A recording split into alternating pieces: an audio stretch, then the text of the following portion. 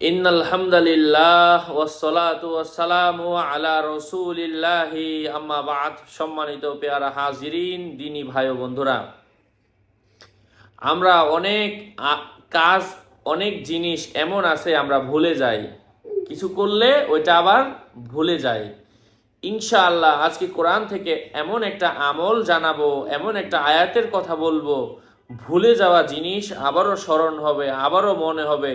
অনেক সময় টাকা কত খরচ হয়েছে, টাকা কত রাখছে, স্বামী স্ত্রীর মধ্যে ঝগড়া বেজে যায়। ওই স্বর্ণটা কোথায় রাখলাম, কার কাছে দিলাম, ওইটা নিয়ে ঝগড়া বেজে যায়। ভাবিকে সন্দেহ করি, বা ছেলেকে সন্দেহ করি।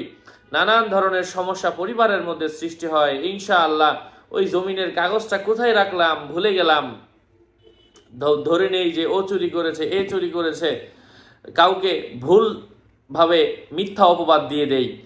ইনশাআল্লাহ কোথায় কি রেখেছি মনে পড়ার জন্য আজকে কোরআনের একটা আয়াত শিক্ষা দিব, সূরাত আল আহকাফ থেকে। সাথে যুক্ত আছি আমি মুফতি জুবায়ের বিন ইমাম। আলোচনা বুঝতে সাথেই থাকবেন। ভেরিফাই চ্যানেলের ডিসক্রিপশন বক্সে ক্লিক করলে আমার পেজ এবং আইডি আসবে।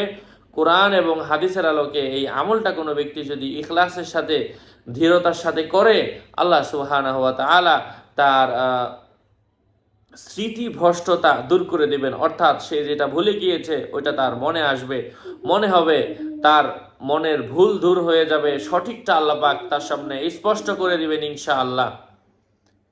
যাই হোক, কথা দীর্ঘায়িত না করে আমরা মূল আলোচনা শুরু করছি। আয়াতটা হচ্ছে আউযু বিল্লাহি মিনাশ শাইতানির রাজিম, বিসমিল্লাহির রহমানির রহিম, হামিম, তানজিলুল কিতাবি মিনাল্লাহিল আজিজিল হাকিম, মা খালাকনাস সামাওয়াতি ওয়াল আরদা ওয়া মা বাইনাহুমা ইল্লা বিল হাক্কি ওয়া আজালিম মুসাম্মা ওয়াল্লাযীনা কাফারু আম্মা উনযিরু মু'রিদুন। আল্লাহ পাক আমাদেরকে ধৈর্য ধরে ইখলাসের সাথে বেশি বেশি পরিমাণের এই আমলগুলো করার তৌফিক ফরমান।